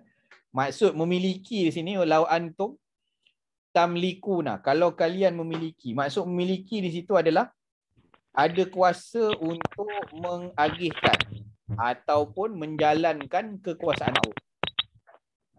Memiliki ni ada leluasa lah, ada leluasa untuk agih, untuk guna, untuk pakai. Kalau kamu miliki khazanah rahmat Allah Ta'ala ni, gitu kan, tentulah kamu akan berlaku bakhil kedekut, tak bagi langsung. Kalau ada, kalau khazanah Allah tu jadi khazanah kita, tak dimaunya bagi langsung. Kita yang Allah bagi sikit secoet ni, daripada bahagian khazanah Allah, dia bagi kekayaannya pada kita, dia bagi kesenangan pada kita, dia bagi duit, dia bagi rezeki banyak pada kita, pun tak mau bagi. Itu sikit. Ini kalau lagi banyak, lagi tak bagi. Sebab apa? Takut habis. Khasyatal infaq, takut kehabisan. Wa kanal insanu qatura. Manusia ni memanglah tabiatnya bakhil kedekut. Kumpul dah tak pernah cukup. Nabi sebut dalam hadis kan, kalau manusia ni dia ada 2 lembah daripada emas, dia akan cari yang ketiga. Hai, kita tak payah 2 lembah, dapat simpang jongkong mes sekilo pun jadi dah. Jongkong mes sekilo simpan kan. Makan tak habis tu. Makan tak habis. Cairkan sikit. Ini 2 lembah emas, 2 gunung daripada emas, dia masih tak cukup lagi. Kan? Sama macam orang makan rasuah agak. Tengok orang-orang yang tertangkap, kawan-kawan kita ada kerja SPRM kan, cerita 1000 rumah tangkap buat siasatan. Jumpa dekat rumah, disorok dalam almari baju 500,000 cash. Duit 500,000 cash sorok dalam almari baju. Itu pun ambil lagi tu. Ambil lagi. Sebab apa? Sebab tu perangai. Dia dapat harta tu lupa dah. Dah lah jadi bakhil kedekut. Kalau kita lah, logik. Kalau nak buat jahat pun, buat sekali je lah, ambil duit. Ambil 500,000, 500,000 juta tu. Duk diam-diam, perhabis makan tak habis. Kalau sebulan pakai 2,000 macam rakyat marhain biasa. Kan? Boleh sampai mati pun boleh tu. 60 tahun baru berapa je kalau pakai 2,000. Contoh. Tapi itulah cerita dia, tak pernah cukup. Tak pernah cukup. Yang duit yang halal saja pun manusia ni kadang-kadang rasa tak cukup. Tambah lagi kalau yang haram, berkatnya tak ada. Memang lagi tak pernah cukup. Ni kawan kita yang nakal-nakal dulu pernah cerita kan. Yang rajin main 4D ni. Rajin tikam ekor. Macam mana kau boleh terjebak ni? Main tikam ekor ni. Dia kata mula-mula tu nak test je. Nak tengok. Betul ke boleh ganda duit? Betul ke boleh menang besar? Sekali main, yalah, itu setan punya kerja jugalah. Main-main dapat pula. Kan? Letak RM3 dapat 300. Oh, tak apalah, sekali ni je lah, sekali ni je. Depa pun tahu juga mula-mula tu. Duit ni tak boleh guna untuk makan ni. Dia boleh pula pakai begitu kan. Duit ni jangan buat beli makan ni, haram. Jadi kita tukar carburetor motor, tukar exhaust, tukar ni. Beli benda lain yang tak guna untuk makan. Itu satu lagi pemikiran. Duit haram tak boleh makan, buat pakai tak apa. Satu hal juga. Jadi saya tanyalah kan, macam mana boleh terjebak? Dia kata sebab mula-mula tu test je, tapi dah mula dapat. Itulah tadi. Kalau boh RM3 boleh dapat 300, ni nak pakai duit ni. Nak pergi apa namanya? Nak masa tu geng-geng main motor kan. Nak buat motor, nak tukar blok, nak ni banyak agak nak pakai duit ni. Test masuk, hari tu test masuk RM3, masuk sikit RM30 lah. Dapat lagi besar pula. Jadi tak berhenti. Yang asal-asalnya dia kata nak test sekali je. Nak test sekali je. Tak jadi sekali dia. Kan tak jadi sekali dia. Itu kerja syaitan. Dalam Quran pun dah sebut kan. Fajtanibu kan, rijsun min amali syaitan. Arak, tilik nasib, judi itu adalah amalan syaitan, maka hindarkan, elakkan. Okey. Jadi khazanah Allah Ta'ala tu banyak mana? Banyak mana khazanah Allah Ta'ala tu? Dalam satu hadis, tuan-tuan boleh cek hadis kursi dalam Arba'in Nawawiyah, dalam hadis 45 Nawawi. Kalau Allah kumpulkan semua orang daripada zaman dulu, zaman Nabi Adam sampai orang hari kiamat, dikumpulkan semua orang dan masing-masing menyatakan hajat masing-masing. Masing-masing nak, aku nak apa, dan Allah bagi, setiap satu tu Allah bagi. Bagi ni semua makhluk berkumpul dan masing-masing menyatakan hajat masing-masing, dan Allah bagi semua sekali. Apa yang berkurang daripada khazanah Allah hanyalah seperti satu jarum yang satu jarum yang diangkat. Diangkat air, dicelupkan dalam laut. Satu jarum celup dalam laut. Okey. Jadi ada air yang ikut jarum tu kan? Ada air yang ikut jarum tu. Itu je yang hilang daripada khazanah Allah Ta'ala yang lautan tadi. Lautan tadi tu khazanah Allah. Dicelup jarum dalam laut, angkat, ada setitik yang ikut. Itu pun kan setitik yang ikut tu kan jatuh balik. Kan jatuh balik. Nak cerita yang besarnya khazanah Allah Ta'ala itu kalau setiap orang dengan hajat dia masing-masing, zaman dulu sampai hari kiamat, Allah bagi setiap satu pun tak berkurang khazanah Allah Ta'ala. Besarnya khazanah Allah. Kita dunia ni baru dapat reta sikit, baru dapat kuasa sikit, baru dapat pengaruh, baru dapat pangkat. Baru dapat apa-apa sajalah bentuk nikmat yang kita dapat hari ni dah sombong. Kan? Walhal khazanah Allah Ta'ala tu lebih besar.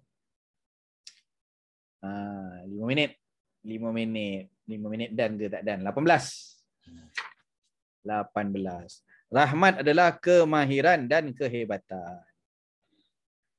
Firman Allah Ta'ala, qala hadza rahmatun min rabbi fa idza jaa wa'du rabbi ja'alahu dakka wa kana wa'du rabbi haqqan. Setelah itu berkatalah Zulkarnain, raja Zulkarnain yang bina tembok Ya'juj Ma'juj. Ini adalah satu rahmat dari Tuhanku, dalam pada itu apabila sampai janji Tuhanku, dia akan menjadikan tembok itu hancur lebur, dan adalah janji Tuhanku itu benar. Jadi Zulkarnain kata ini rahmat daripada Tuhanku. Ini maksud rahmat dalam ayat ini boleh dimaksudkan dua lah. Yang pertama, kalau tengok dari sudut Zulkarnain sendiri, apa yang dilakukan oleh Zulkarnain adalah dia bina tembok di antara gunung yang menyekat bangsa Ya'juj dan Ma'juj ini, yang mereka ini kena baca cerita akhir zaman lah kan. Mereka akan keluar juga satu hari nanti. Pada zaman dahulu tu sudah dibuat tembok dari tembaga di antara gunung yang mereka ni tak dapat untuk panjat dan keluar daripada tembok tu sampai sekarang pun. Sekarang ni, tapi dia sedang berusaha untuk menghancurkan tembok tersebut. Jadi kepada Zulkarnain, dia adalah satu kemahiran dan kehebatan daripada Allah. Hadza rahmatun min rabbi. Apa yang aku dapat buat ni adalah satu rahmat. Ya. Maknanya Allah bagi kemahiran pada Zulkarnain untuk dapat bina tembok tersebut. Dan kalau dilihat sudut kepada umat, kalau disudut kepada umat, maka rahmat yang disebutkan di sini dalam tafsir adalah kita panggil penghalang kerosakan. Rahmat yang dimaksudkan dalam ayat ini adalah penghalang kerosakan. Maksudnya daripada sudut Zulkarnain itu kemahiran dan kehebatan. Dari sudut umat, dengan sebab kemahiran yang dia dapat buat tadi, tembok yang dapat dibuat tadi, maka bangsa ini terkurung dan selama berapa ribu tahun ini kita terselamat daripada bangsa yang buat kerosakan. Tapi nanti dekat-dekat nak kiamat, barulah dia keluar buat kerosakan yang teruk di atas muka bumi, dan akhirnya dibunuh oleh, diselesaikan oleh Allah Ta'ala dengan Allah Ta'ala hantarkan serangga-serangga saja, menyengat-nyengat mereka sampai akhirnya jadi bangkai. Tu bacalah cerita tentang akhir zaman, Ya'juj dan Ma'juj. Okey, terus 19. Rahmat adalah ganjaran pahala. Jadi sini boleh jadi dua lah maksud ya. Kemahiran kehebatan untuk Zulkarnain dan juga untuk umat dia adalah penghalang daripada kerosakan. Itu juga satu bentuk rahmat. Rahmat adalah ganjaran pahala. Firman Allah, wala tufsidu fil ardi ba'da islahiha wad'uhu khawfan wa tama'a inna rahmatallahi qaribum minal muhsinin. Dan janganlah kamu berbuat kerosakan di bumi sesudah Allah menyediakan segala yang membawa kebaikan padanya, dan berdoalah kepadanya dengan perasaan bimbang kalau tidak diterima, dan juga dengan perasaan terlalu mengharapkan supaya makbul, diterima. Sungguh rahmat Allah itu dekat kepada orang yang memperbaiki amalannya. Rahmat sini maksudnya pahala. Okey. Jadi bila disebut rahmat Allah, bentuknya juga adalah selain daripada keampunan, selain itu juga dia adalah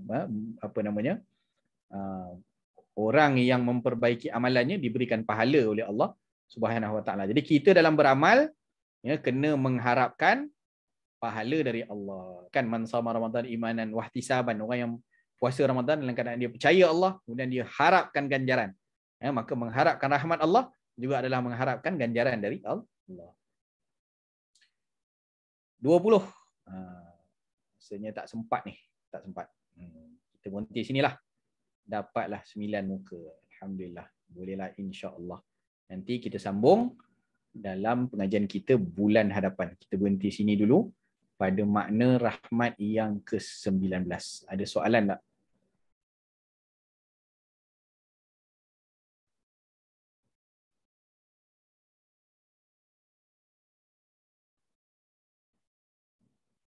Okey, bagaimana hendak mendidik hati untuk berlapang dada menerima ujian ataupun rezeki dari Allah? Soalannya, bagaimana hendak mendidik hati untuk berlapang dada menerima ujian ataupun rezeki dari Allah? Yang tadilah kita dah sebutkan tadi. Ya. Bila kita tahu bahawa semuanya daripada Allah, biasanya kalau dapat rezeki ni jaranglah orang nak cerita pasal lapang dada apa semua kan. Cumanya selalu yang berlaku orang yang dapat rezeki, dapat nikmat, kita takut lupa nak bersyukur. Jadi didik hati kita bila dapat rezeki ataupun dapat nikmat untuk bersyukur. Begitu juga ketika dapat musibah. Ketika dapat ujian, dapat musibah, kita letakkan untuk didik hati bahawa hikmahnya pasti ada. Kan? Sama ada kita tahu atau kita tak tahu. Sama ada kita sedar atau kita tak sedar. Sama ada kita faham atau kita tak faham. Tapi yang pasti hikmahnya ada. Dan kita tahu bahawa musibah yang Allah Ta'ala timpakan kepada kita mampu tanggung. La yukallifullahu nafsan illa wus'aha. Itu memang kita mampu. Maka kita bermohon kepada Allah untuk berikan kita kekuatan untuk menampung musibah, untuk kita cekal hati kita dalam kita menampung musibah dan tidak kehilangan Allah. Macam kita sebutkan tadilah, musibah paling besar itu adalah musibah agama. Kan hilang Allah dalam hidup kita disebabkan musibah kecil, itu lebih jauh besar musibah dia kan. Jadi kita minta pada Allah Ta'ala untuk diberikan kekuatan, diberikan ketenangan, dan hikmahnya tadi tu, Allahumma salli ala sayyidina Muhammad, kita faham ke, kita tak faham ke, pasti ada hikmah dia. Paling kurang pun di sana Allah Ta'ala nak bagi pahala daripada musibah. Itu nanti akan adalah hadis-hadis insya-Allah. Dan baru ni pun saya menulis untuk Jabatan Agama Pulau Pinang untuk risalah hijrah baru ni. Itu cerita tentang bagaimana kita menghayati kepada perjuangan ataupun ujian yang tertimpa kepada Nabi dan juga golongan terdahulu, yang kita dapat ekstrak untuk kita ambil untuk kekuatan hijrah kita pada hari ini. Nanti saya share dengan Ustaz Wali. Ustaz Wali kalau ni boleh sharekan PDF tu lah. Dia dah ada, Jabatan Agama bagi izin untuk saya share PDF tu. Nanti saya sharekan. Boleh bacalah artikel tu, ada 12 muka surat kot, lebih kurang macam tu. Mudah-mudahan dapat dikongsikan manfaatnya lah. Baik, apa perbezaan antara rahmat dan barakah? Rahmat kita dah sebut tadi banyak makna. Barakah ni kekalnya kebaikan, ataupun bertambahnya kebaikan. Okey. Ada pendapat mengatakan kita beribadat tak boleh harapkan ganjaran, tak ikhlas katanya. Bukan tak boleh, tapi lebih utama untuk tidak. Maksud begitu. Imam Nawawi rahimahullah menjelaskan ada 3 darjat. Dia bukan cerita bab boleh tak boleh ni, afdaliyah, mana yang afdal. Imam Nawawi kata ada 3 darjat bagi iman seseorang. Yang pertama, imannya hamba. Hamba ni dia beriman, dia takut aja. Tuan dia suruh pergi hantar barang, beli barang, dia takut, dia buat je. Sebab takut. Kalau tak buat ni balik kena sebat. Takut. Okey. Yang kedua, imannya orang bisnes. Ini kebanyakan awam. Kebanyakan orang awam inilah. Dia tengok ROI. Maksud ROI tu kita buat ibadah kan. Kita berletih, kita penat, kita spend harta kita, kita spend masa kita, tenaga kita. Jadi kita berurus niaga dengan Allah. Allah pun pakai istilah-istilah tu dalam Quran. Dengan tijarah kan. Ya ayyuhallazina amanu hal adulukum ala tijaratin tunjikum min azabin alim. Wahai orang beriman, nak tak aku tunjukkan satu bisnes? Allah pun guna perkataan bisnes. Jadi untuk orang awam macam kita ni, dia tengok ROI lah. Return of investment. Ya Allah, aku solat, apa aku dapat? Jadi apakah ganjaran yang aku dapat? Aku mengharapkan daripada solat yang aku laksanakan sebaik mungkin, ganjarannya apa? Engkau janjikan juga ganjaran tu. Jadi harapkan apa yang Allah janjikan, okey je. Tak ada masalah. Kan bisnes yang menyelamatkan kita daripada api neraka. Tapi darjat yang ketiga adalah darjat imannya orang merdeka. Imannya orang merdeka ni dia tahu aku buat pasti Allah bagi ganjaran tu. Jadi dia bukan jadikan benda utama dalam ibadat dia. Tapi ibadat dia tadi adalah aku buat ni sebab Allah suka aku buat. Dia nak meredakan Allah Ta'ala kepada diri dia. Itu yang jadi keutamaan. Yang ini Imam Nawawi sebut imannya para anbiya, para aulia, para syuhada, para solihin, orang-orang soleh, orang wali-wali. Okey, iman itu yang level tertinggi. Bukan kata tak boleh mengharapkan ganjaran, tidak. Tapi dia tahu aku ibadah sebab bagi Allah suka. Kalau dah Allah suka, mestilah akan diberikan juga ganjaran-ganjaran tu. Sama sajalah. Cuma darjat sajalah yang membezakan. Kalau ganjaran tu sudah tidak lagi bermain dalam kepala kita, maknanya kita dapat laksanakan sebaik mungkin hanya semata-mata nak Allah suka. Selesai. Itu lebih baik.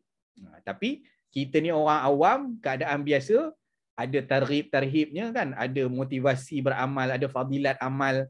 Kita bila dibentangkan fadilat-fadilat tu baru ada semangat sikit. Itu keadaan biasa. Jadi kita buat dengan mengharapkan ganjaran dari Allah Subhanahu wa Ta'ala. Okey. Rahmat ni masa kita hidup je atau sampai akhirat? Kedua-duanya. Kedua-duanya. Yang kita sebut tadi kan, antaranya adalah ada rahmat yang didapatkan oleh manusia ketika masa di dunia, dan ada rahmat yang ditangguhkan. Nanti kita akan sampai juga pada hadis-hadisnya. Kan sebenarnya rahmat yang kat dunia ni satu je, yang dekat akhirat ada 99. Lagi banyak nanti kita akan sampai pada hadisnya insya-Allah. Jadi rahmatnya daripada dunia sampai akhirat. Wallahu a'lam.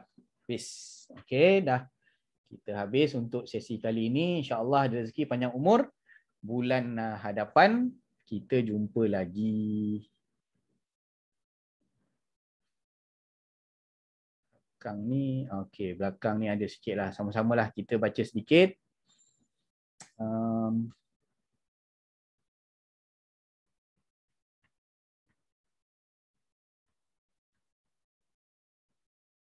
Baca sikitlah satu muka ni, qasidah Ya Arhamar Rahimin.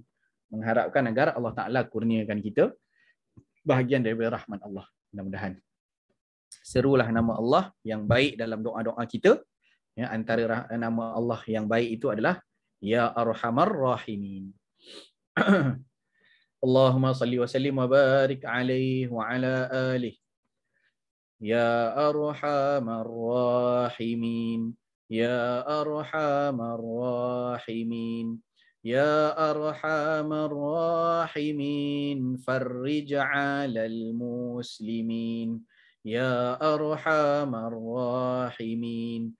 Ya Arhamar Rahimin. Ya Arhamar Rahimin. Farrij 'alal muslimin. Ya Rabbana ya Karim. Ya Rabbana ya Rahim. Antal Jawadul Halim. Wa anta ni'mal mu'in. Ya Arhamar Rahimin. Ya Arhamar Rahimin. Ya Arhamar Rahimin. Farrij 'alal muslimin. Wa laysa narju siwak. Fadrik ilahi darak. Qabla al-fana wal-halak. Ya ummu dunya wa din. Ya Arhamar Rahimin. Ya Arhamar Rahimin. Ya Arhamar Rahimin. Farrij 'alal muslimin. Bismillahirrahmanirrahim. Alhamdulillah rabbil alamin wassalatu wassalamu ala asyrafil anbiya wal mursalin wa ala alihi wa sahbihi ajma'in. Rabbana anfa'na bima 'allamtana, rabbi 'allimna alladhi yanfa'una wa zidna 'ilman wa 'amalan salihan. Allahumma ijma'na ma'al habibil mustafa Rasulillah sallallahu alaihi wasallam fi jannatika jannatil firdaus ya arhamar rahimin. Ya arhamar rahimin ya arhamar rahimin. Rabbana atina fid dunya hasanah wa fil akhirati hasanah wa qina adzabannar. Sallallahu alaihi sayyidina Muhammad wa ala alihi wa sahbihi ajma'in. Walhamdulillahi rabbil alamin. Terima kasih semua yang dapat sama-sama pada pagi ini. InsyaAllah ada rezeki, panjang umur, kita jumpa lagi bulan hadapan insyaAllah. Ya, terima kasih Ustaz. Terima kasih Ustaz. Terima kasih Ustaz. Assalamualaikum. Terima kasih Ustaz. Assalamualaikum warahmatullahi wabarakatuh. Assalamualaikum. Assalamualaikum. Assalamualaikum.